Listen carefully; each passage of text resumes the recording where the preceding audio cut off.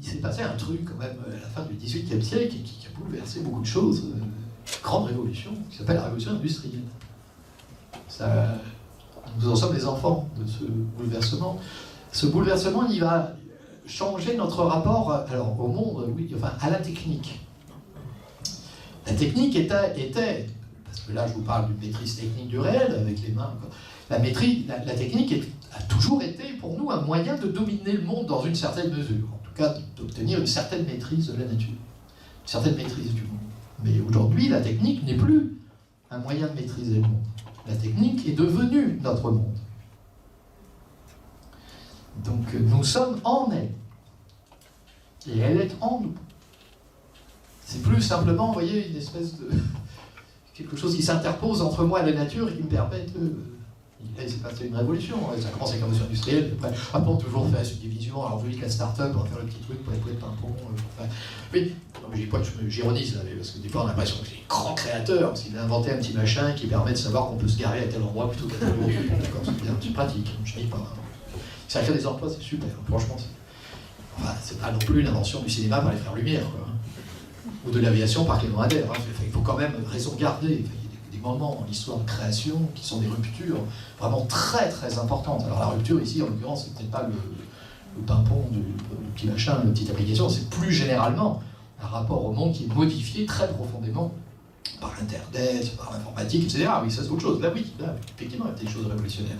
Mais ça commence avec la révolution industrielle. Il y a le grand bouleversement qui va faire que notre rapport au monde change, puisque la technique devient notre monde, qu'elle pénètre nos corps, etc. Par exemple, là, on est une petite centaine ce soir à réfléchir sur la question de l'art. Sans la technique moderne, on serait 20.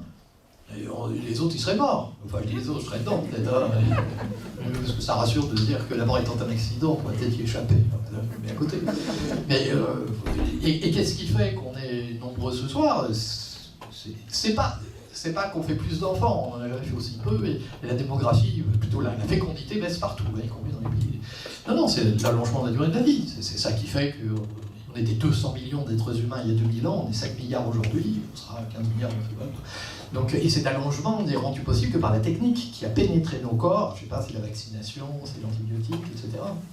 Et j'évoquais ça la semaine dernière déjà, il y a quelque chose dans la technique qui nous fascine et qui nous irrite, on en a peur, on l'aime pas, on aimerait bien qu'elle ne soit pas là, mais en même temps on ne peut pas s'en passer.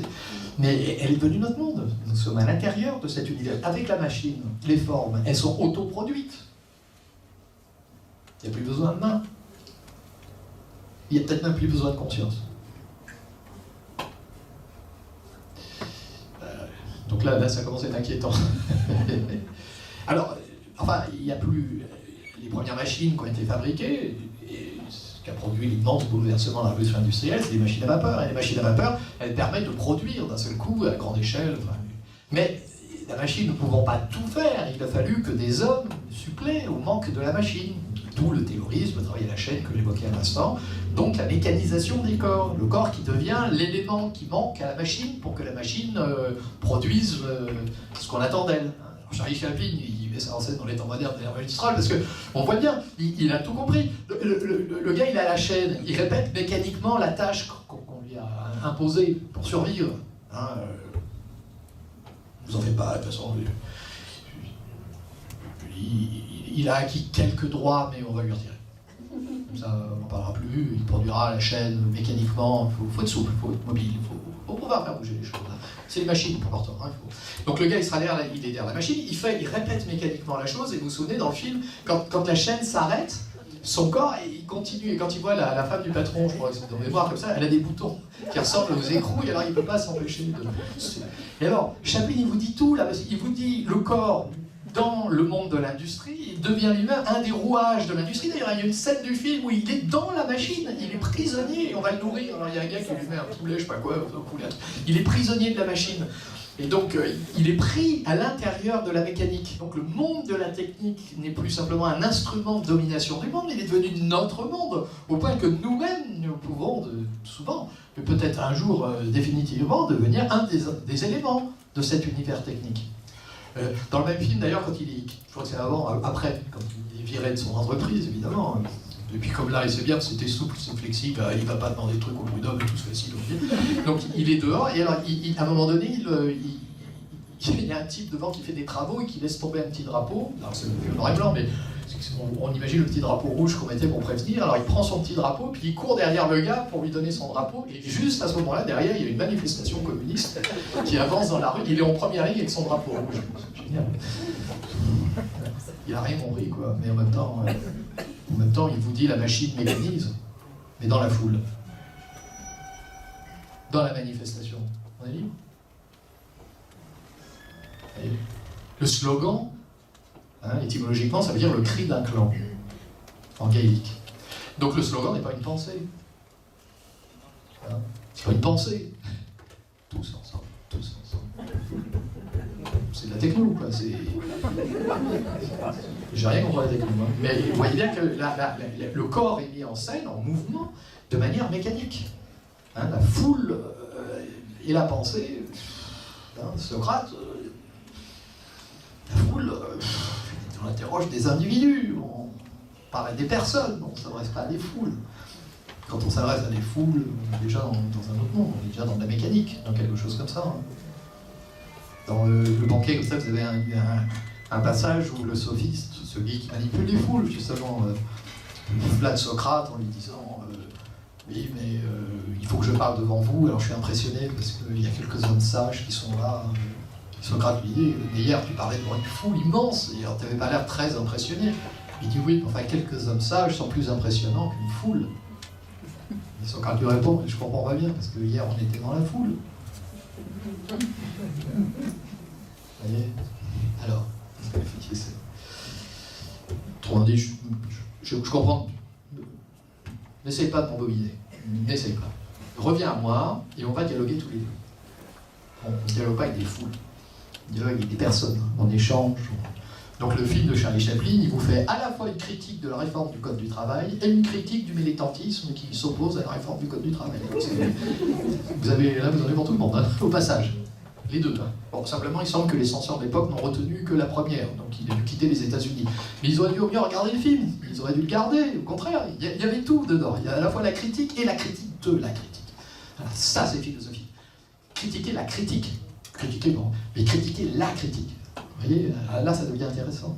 Parce tout, donc, les éléments de réflexion que je vous livre là sont des éléments qui invitent à réfléchir sur une modification de la production. Les œuvres de l'art, production artisanale ou artistique, bon, c'est un monde où il n'y a pas les machines. Donc, dans le monde où il y a les machines, il y a une modification profonde qui s'opère. Alors, qu'est-ce qu'on fait de ça? Alors, c'est quoi? Ça s'oppose à la production artistique? Production industrielle et art, là encore, on va dire, bon, alors c'est simple, hein. Là, c'est deux mondes totalement différents. Voilà, ça c'est sûr. Mais non, c'est pas sûr. Et Andy Warhol, justement, moi je vais produire des œuvres à la chaîne. Enfin, pas à la grande chaîne. La soupe Campbell. Mais oui, mais la soupe Campbell, je fais d'une boîte de conserve quelque chose qui est tiré à grande échelle, quelque chose qui est de l'ordre d'une œuvre d'art. Donc l'artiste prétend intégrer dans sa création quelque chose qui pourrait au premier abord relever d'une production industrielle qui est sans rapport. Donc on ne peut pas jeter la production industrielle comme ça, faire comme si elle n'existait pas, et puis on continue notre réflexion tranquillement entre nous, en resserrant notre réflexion sur ce qui nous arrange. Donc prenons ça aussi en compte, et réfléchissons.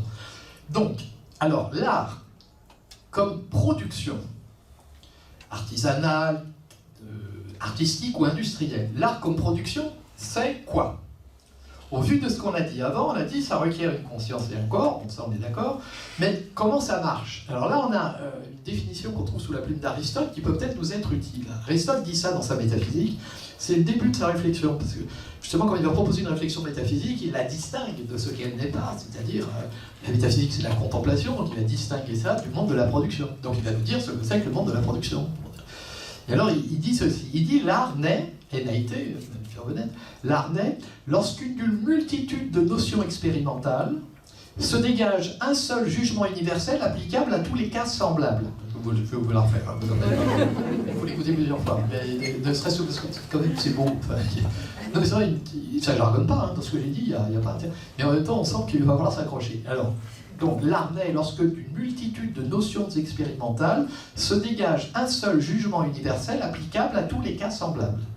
Alors, autrement dit, pour traduire ça en termes simples, l'art est un savoir-faire. Il faut les deux. Il n'y a que de faire, sur un chantier, ça donne le manœuvre. Je ne maîtrise pas un art. Si j'ai que savoir, ben, je suis un physicien. Ça donne pas. Donc il faut qu'il y ait les deux. Alors je reprends la définition d'Aristote.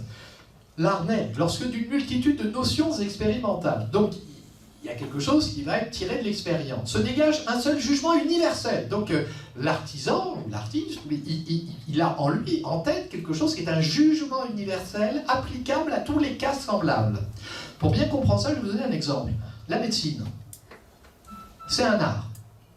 C'est pas une science. Au sens où Aristote la définit.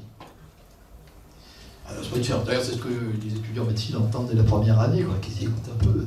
Si vous êtes venus pour être des scientifiques, vous êtes trompés. Il faut aller en fac de sciences. Faites un master de biologie ou quoi. Mais ici, on fabrique des médecins. Donc, ce qu'on va appeler des ingénieurs de santé, je vous l'ai dit la semaine dernière, ça fait froid dans le dos. Donc, oui, justement, c'est celui qui oublie ce que c'est que l'art, enfin, au sens de la production artisanale.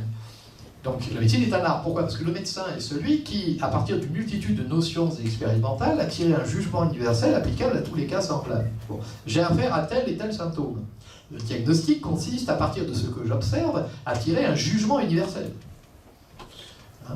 Si tu as de la fièvre, ça peut être ça. Mais si tu as de la fièvre plus des rougeurs, ça restera. Puis si tu as de la fièvre plus des rougeurs, je resterai jusqu'à obtenir une hypothèse touchant à l'invisible.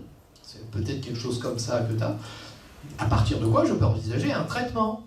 Si tu prends ça, alors ça ne marchera peut-être pas toujours, d'ailleurs je me suis peut-être trompé sur le diagnostic, mais quand même, hein, mon jugement peut permettre d'envisager quelque chose qui est un traitement. Donc la médecine, c'est bien un art, puisqu'elle consiste à appliquer un jugement universel à tous les cas semblables. La médecine est un art en ce sens-là. Ce qui fait sa difficulté, c'est le jugement. Vous comprenez bien que tout repose sur le jugement. D'où je fais une parenthèse là, d'où d'ailleurs dans notre imaginaire, pas tellement dans la société, mais dans le monde médical, d'où la hiérarchie entre les médecins et les chirurgiens. Vous voyez, ça, parce que le médecin, lui, il pense. Alors que le chirurgien, il fait. Et alors celui qui fait, ils vont retrouver, oh bah oui, t'as un peu du patauge dans la...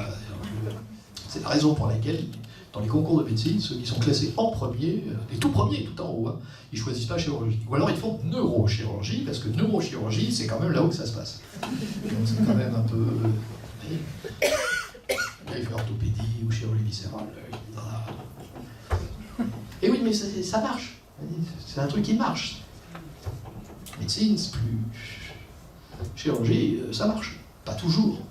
En tout cas, mais les gestes du chirurgien remontent à l'Antiquité. Et notamment aux guerres napoléoniennes. Hein. Ils ont inventé des trucs, là, extraordinaires.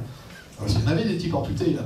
Le bon chirurgien se reconnaissait à ceci qu'il était capable d'amputer dans un temps record le gars sans anesthésie. Alors là, il était bon. Il avait le geste dont nos actuels praticiens dans les hôpitaux sont les héritiers.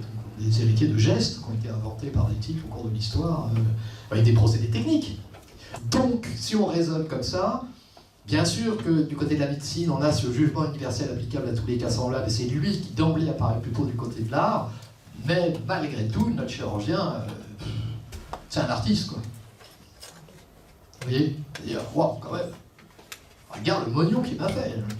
Hier, j'étais sur le champ de bataille, moi j'ai fait la campagne de Russie, j'avais les pieds gelés, j'étais habillé en femme. Vous savez, vous imaginez la scène, les soldats français qui quittaient Moscou, ils avaient pillé certaines maisons, ils avaient pris des vêtements pour leurs petites amies. Quoi. Ils avaient tellement froid, ils mettaient des robes.